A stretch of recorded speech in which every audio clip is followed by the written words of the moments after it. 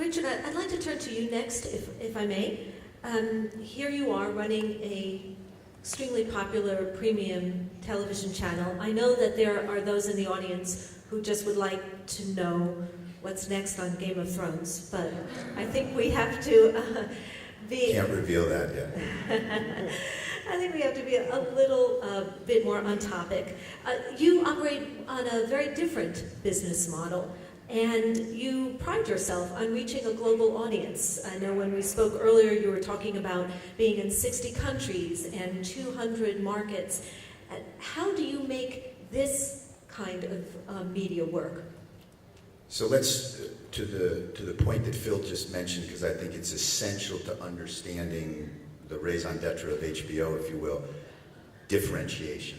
You know, when HBO first began to do original programming back in the early 1980s, the notion, we were the ultimate disruptor, right? You had broadcast television, 3 networks, occupying, you know, essentially all of the cultural imagination.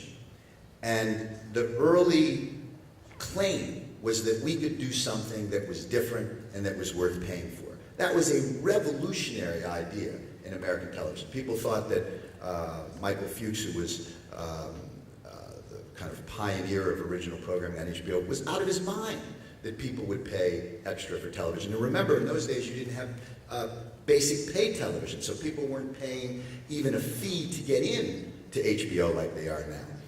But Michael believed, and I think he was correct, and thankfully the model has proven not only very valuable, but very global, which is that if you create something that has an original voice, that has a point of view, back to Alouf's point about storytelling, if you do storytelling in a way which is utterly original, you can monetize that business. And one of the great differentiators of HBO, and this is very important to understand as you think about how we monetize our model, not only domestically, but globally, we are not an ad-supported business. So we are not making money by selling eyeballs to advertisers. Ratings for us are not the #1 criterion to determine whether or not we have hit the cultural zeitgeist. What's important for us is whether or not we've captured the imagination of the public. So we are doing, again, differently to Phil's point. What we're trying to create is passion engagement. We're trying to create what political consultants call a core gut connection with our audience. So people don't just like Game of Thrones, they're obsessed with Game of Thrones. People don't just like Boardwalk Empire, they have to see Boardwalk. Or True Blood, which has, in our 30 million universe in the United States, about 12 million viewers. Take a show like Girls. Girls is a much smaller audience, but it is a classic passion engagement show with that constituency. And so for us, that's as valuable a piece of content as Game of Thrones, which does 13.8 million viewers. Or Larry David, who does 5 million viewers, who has an utterly original voice and point of view. So what we decided over time is that we were going to monetize that differentiation by convincing popular culture that we were doing something different. You know, Baryshnikov has a fantastic line about Fred Astaire. He said, the rest of us are dancing, he's doing something else.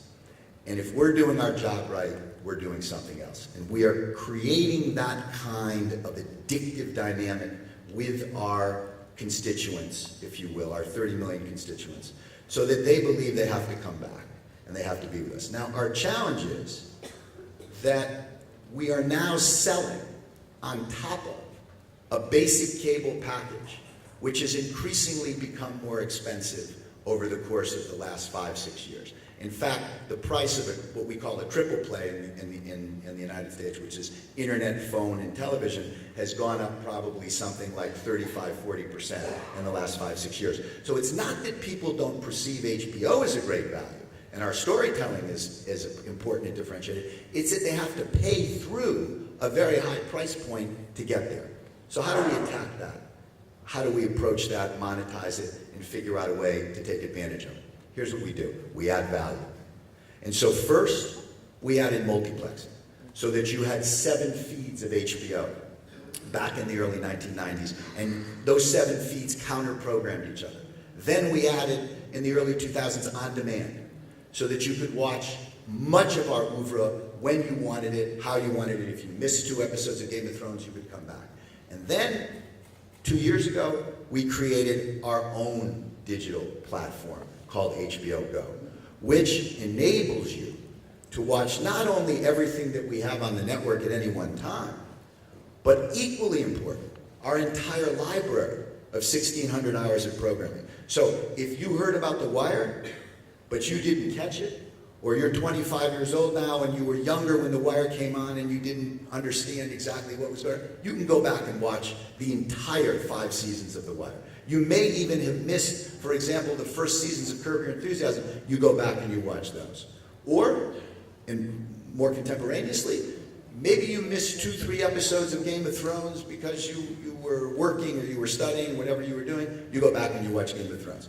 So what we have done is we have gained and garnered full distribution with HBO Go across all of our distributors, and now pretty close to every digital platform available, from your iPhone to your Xbox, to Android device, your iPhone, however you want to watch our network, when you want, how you want to watch it, whatever is in our library you can watch, as long as you are a subscriber to HBO, right?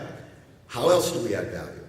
We are essentially saying to our customer and to the next generation of viewers, think of the optionality that we are giving you with this extraordinary library, because it is not just original programming, it is 3 Hollywood movie studios.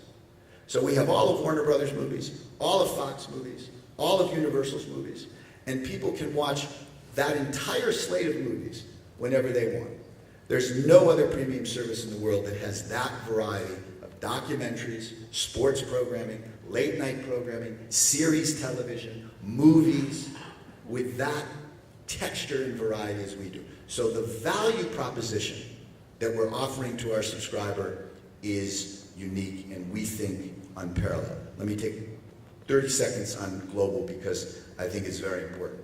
So what our global expansion proves, and I think it's very exciting, is that if you make quality television, if you make differentiated television, in 60 countries, in 220 markets around the world, we do huge business.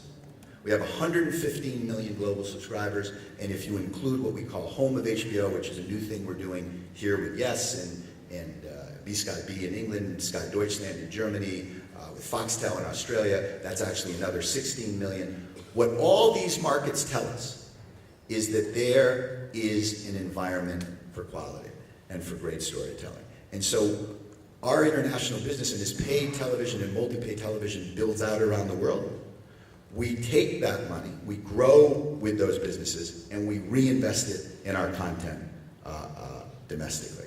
How we're going to migrate in the coming years from our digital experience right now, where you need to be a subscriber, is a question that's constantly evolving.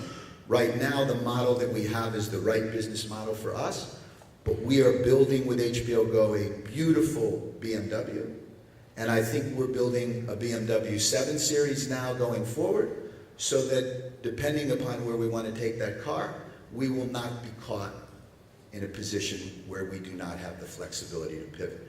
But back to finish with what Alou said, it all comes down to the storytelling and to the content.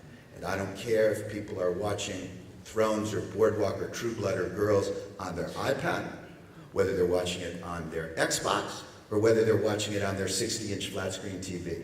If the storytelling isn't there, and if it is not an original voice, in an age of tremendous optionality, unparalleled since when I came to HBO 21 years ago, unparalleled. We were able to be extremely unique just by being first.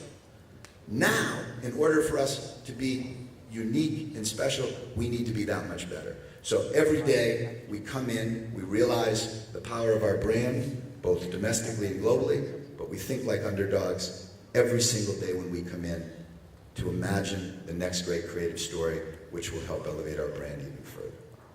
Oh, thank you so much.